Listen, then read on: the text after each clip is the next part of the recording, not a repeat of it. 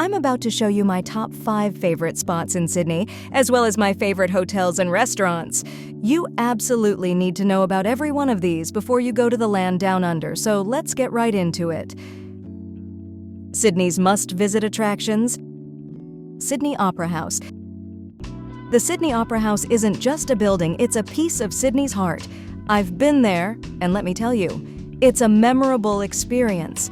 I love the restaurants and bars around the Opera House. It's not just about the food, it's about making memories. Families, take note, there are workshops and holiday programs that everyone can enjoy. By the way, the Sydney Opera House isn't actually just one venue. There's 7 inside and a bunch outside. Each has its own vibe, perfect for all kinds of performances. And don't forget to grab some souvenirs from the Opera House shop. It's like taking a piece of Sydney with you. Sydney Harbour. Sydney Harbour, right at the heart of the city, is like a magical painting come to life. Look up and you'll see the Sydney Opera House and the Sydney Harbour Bridge, 2 iconic landmarks that make the Sydney Harbour skyline unforgettable. Circular Quay is a hub buzzing with life, home to the famous Sydney Opera House and a great starting point for exploring the city. And don't miss the fantastic events like the New Year's Eve fireworks or the incredible Vivid Sydney Festival. I have to tell you, early morning by Sydney Harbour is something else, especially from a kayak on the water. The Sydney Harbour Bridge offers a different kind of thrill. Climb it with Bridge Climb for jaw-dropping views. I loved every moment at Sydney Harbour, from the thrill of yacht races to the peace of kayaking. Manly Beach. Manly Beach is like a South Pacific paradise. Interesting fact, Manly Beach was named by Captain Phillip after the indigenous people living there, writing, "Their confidence and manly behavior made me give the name of Manly Cove to this place." Getting to Manly is easy, and the best way is through Circular Quay Ferry. There's a fast ferry that's like a modern blue, yellow, and white spaceship. Or you can take the traditional green and yellow ferry for a bit of a longer ride. Either way, the journey is part of the adventure. Manly isn't about high-rise hotels, it's about the vibe. From serviced apartments to historic hotels, there's something for everyone. Personally, I'd recommend places like Manly Pacific Hotel or Manly Surfside Apartments. Manly is where the first World Surfing Championship happened in 1964. Walk a bit and you'll find Manly Cove Beach, a calm spot with a stretch of grass called The Office. And don't miss Shelley Beach for picnics and a meal at the boathouse. The Royal Botanic Garden. This is like an oasis in the heart of the city. Wrapped around Sydney Harbour, it's a 30-hectare sanctuary that feels like a world of its own.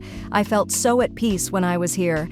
From rare and threatened plants to the romantic rose garden, the themed areas in the Royal Botanic Garden really showcase nature's diverse beauty.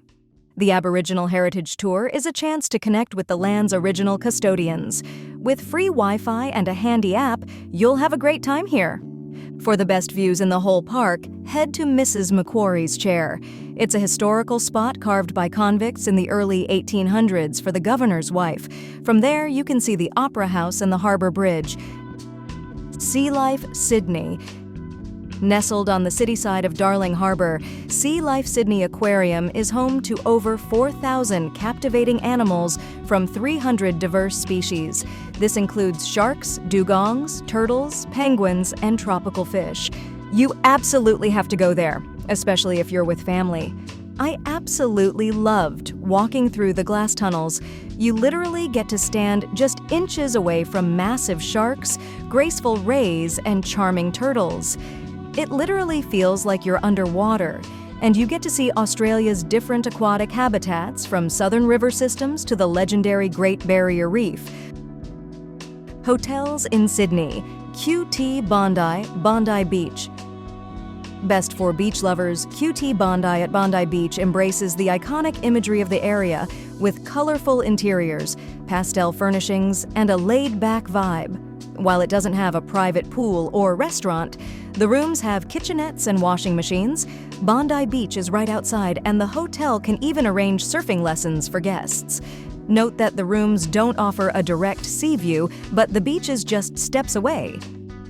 The Old Clare, Chippendale. This is ideal for experiencing Sydney like a local. The Old Clare combines two buildings in the Chippendale neighborhood, a local pub and an old brewery. The modern minimalism and original industrial charm create a really vibrant atmosphere. The bar is open to the public, so there's a real sense of community here. Meanwhile, the luxurious rooms, 3 destination restaurants, and a heated rooftop pool give a real getaway experience for guests. Pier 1 Sydney Harbour, CBD. This is in an incredible central city location. Pier 1 Sydney Harbour gives you a luxurious experience with waterfront wow factor.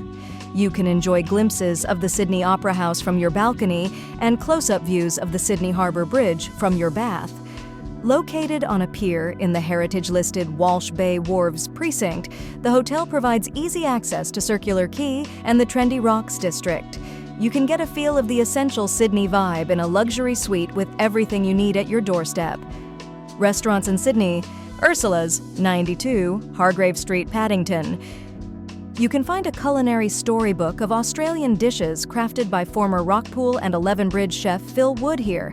Mixing old and new, retro and modern, this place offers dishes like champagne mignonette, oysters, mussel schnitzel, and Margra lamb with Brussels sprouts.